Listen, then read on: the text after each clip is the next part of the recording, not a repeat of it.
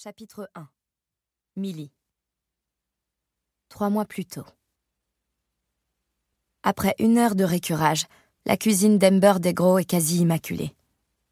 Étant donné que, d'après ce que j'en vois, Amber prend presque tous ses repas dans des restaurants du quartier, j'ai l'impression que mes efforts sont un peu vains. Si je devais parier, je dirais qu'elle ne sait même pas allumer son four ultra sophistiqué. Elle a une immense cuisine équipée d'un tas d'appareils qu'elle n'a pas dû utiliser une seule fois. Je suis prête à en mettre ma main à couper. Elle a un multicuiseur Instant Pot, un rice cooker, une friteuse air fryer et même un truc qui s'appelle un déshydrateur. Il semble quelque peu contradictoire qu'une personne utilisant 8 types de crèmes hydratantes différents possède également un déshydrateur. Mais qui suis-je pour juger? Oui, bon, d'accord, je juge un peu.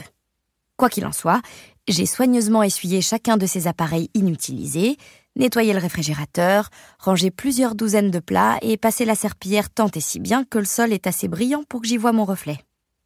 Maintenant, il ne me reste plus qu'à lancer la dernière lessive et le loft des Desgros sera propre comme un sous-neuf. « Millie, mais où êtes-vous » C'est la voix essoufflée d'Amber qui me parvient jusque dans la cuisine. Du revers de la main, j'essuie quelques gouttes de sueur à mon front. « Par ici !» je réponds. Même si l'endroit où je peux bien me trouver coule un peu de source. L'appartement, résultat de la réunion de 2 anciens appartements adjacents, est grand, mais pas à ce point. Si je ne suis pas dans le salon, il y a toutes les chances pour que je m'active dans la cuisine. Amber y entre, élégance impeccable dans l'une de ses très nombreuses robes de créateur. Celle-ci est imprimée de motifs zébrés, avec un décolleté en V plongeant et des manches qui s'effilent jusqu'à ses poignets menus. Elle l'a associée à des bottes zébrées assorties, et bien qu'elle soit aussi douloureusement belle qu'à son habitude, je ne sais pas trop si je dois la complimenter sur sa tenue ou partir la chasser en safari. « Vous voilà !» lance-t-elle avec une pointe d'accusation dans la voix, comme si je n'étais pas précisément là où je suis censée être. « Je termine juste, je m'occupe du linge et... »« En fait, » m'interrompt Amber, « je vais avoir besoin que vous restiez. » Je grimace intérieurement.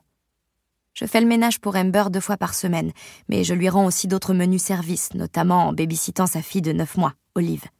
J'essaie d'être flexible vu que le salaire est mirobolant, mais m'avertir assez tôt n'est pas son fort. J'ai l'impression que chaque fois que je garde sa fille ici, elle me sort le couplet de la nécessité absolue.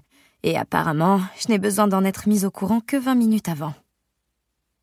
« J'ai pédicure », m'annonce-t-elle, aussi gravement que si elle m'informait devoir se rendre à l'hôpital pour une opération du cœur.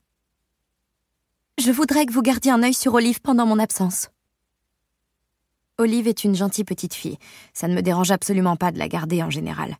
En fait, la plupart du temps, je sauterais sur l'occasion de gagner un peu d'argent, vu le taux horaire exorbitant que me paie Amber, car il me permet de conserver un toit au-dessus de ma tête et de manger de la nourriture qui n'est pas récupérée dans une poubelle. Mais là, en l'occurrence, je ne peux pas.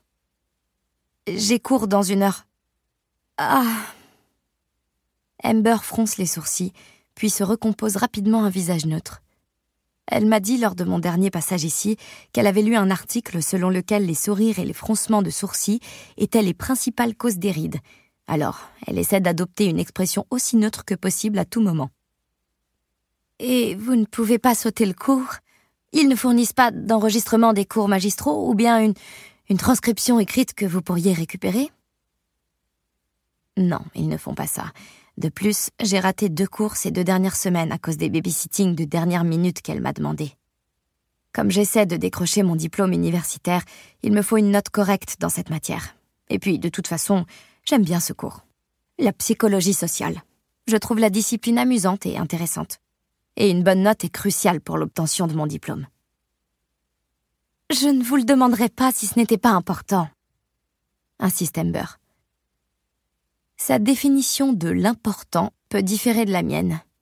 Pour moi, l'important, c'est d'être diplômé de l'université et d'obtenir le concours de travailleur social. Je ne vois pas comment une pédicure pourrait être aussi importante. Non, c'est vrai quoi. On est à la fin de l'hiver. Qui va les voir, ces pieds ? Amber, je commence. Comme par hasard, des pleurs aigus nous parviennent du salon.